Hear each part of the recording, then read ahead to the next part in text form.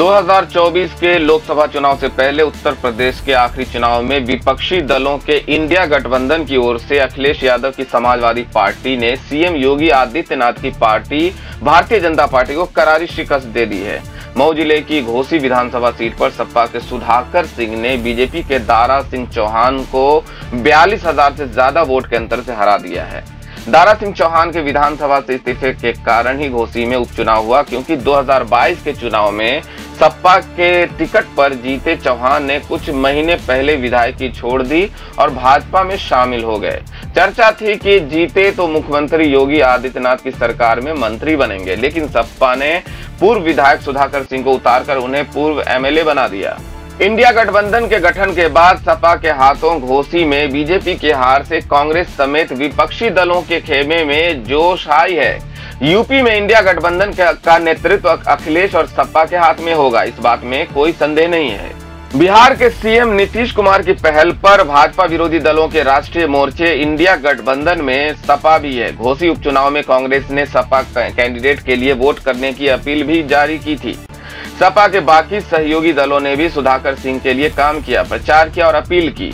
सपा की जीत तय दिखी तो कांग्रेस के प्रदेश अध्यक्ष अजय राय ने इसे इंडिया गठबंधन की जीत बताया। राय ने कहा कि हमारी अपील को घोसी की जनता ने अपने दिल में जगह दी। इस उपचुनाव में इंडिया गठबंधन के प्रत्याशी की जीत इस बात का ऐलान करती है कि भाजपा की जन विरोधी नीतियों और नफरत के बाजार से जनता परेशान हो चुकी है। तय मानिए 2024 में उत्तर प्रदेश की जनता ने एनडीए को विदा करने का मन बना लिया है।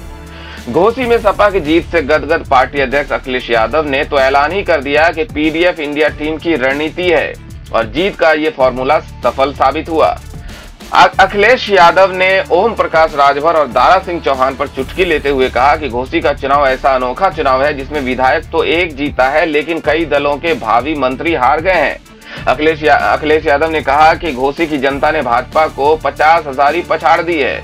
ये भाजपा की राजनीति ही नहीं, नैतिक हार भी है। अखिलेश के चाचा और सपा नेता शिवपाल सिंह यादव ने घोसी की जीत पर लिखा, समाजवादी पार्टी जिंदाबाद, अखिलेश यादव जिंदाबाद। यूपी में इंडिया गठबंधन की तीसरी बड़ी जीत, जयंत चौधरी की राष्ट्रीय लोकदल भी घोसी में सपा की जीत से खुश हैं। आरएलडी ने कहा, घोसी ने इंडिया गठबंधन को चुना है। घोसी की जनता ने वीवीआईपी कल्चर को ठेंगा दिखाते हुए उस पर साइकिल चला दी। इंडिया गठबंधन की जीत ने बताया है कि हर जुल्म का हिसाब होता है।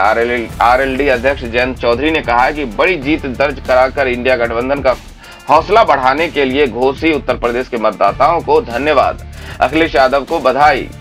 यूपी के अंदर 2022 के विधानसभा चुनाव में बीजेपी की जीत के बाद से हताश और निराश चल रहे विपक्ष में घोसी में सपा की जीत ने एक तरह से लोकसभा चुनाव से पहले जान भर दी है। विपक्ष को लगने लगा है कि इंडिया गठबंधन के जरिए विपक्षी पार्टियां एकजुट रहें और वोट ट्रांसफर कर सकें तो बीजेपी को हराया जा सकता है।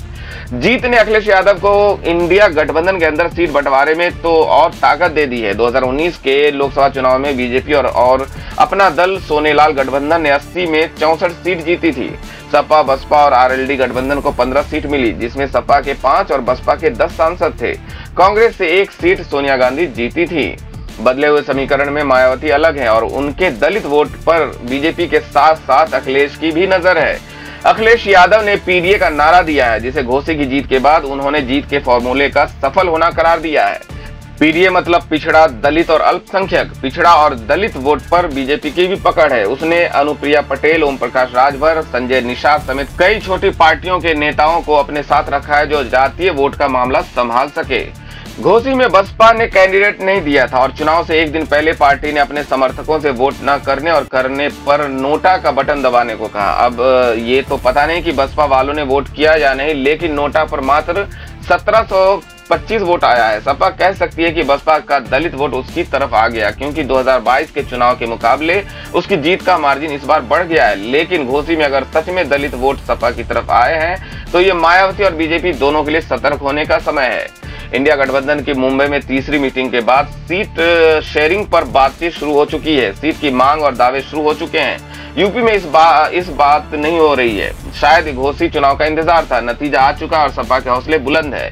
सपा के जीत से इंडिया गठबंधन के बाकी दलों का हौसला भी हाई है। अखिलेश यादव पिछड़े दलितों और अल्पसंख्यकों को केंद्र में रखकर लोकसभा चुनाव की रणनीति तो बना लेंगे, लेकिन असली चुनौती होगा कांग्रेस और आरएलडी के लिए सम्मान के साथ सीटों का बंटवारा। तो दोस्तों, सभी बड़ी खबरों के लिए चैनल को सब्सक्राइब कर लें, वीडियो को लाइक और शेयर भी जरूर करते हैं। धन्यवाद।